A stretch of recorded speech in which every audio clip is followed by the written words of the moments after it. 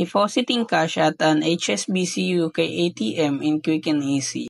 First, insert your HSBC debit card, enter your PIN, and choose Deposit Cash.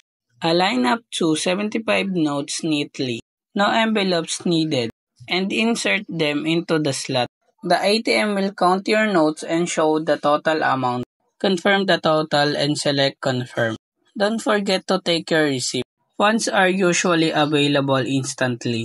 Deposits after 11:45 p.m. may post to the next business day. For check deposit up to 2,000 funds a day, use HSBC app, a self-service check machine, post office, or a branch.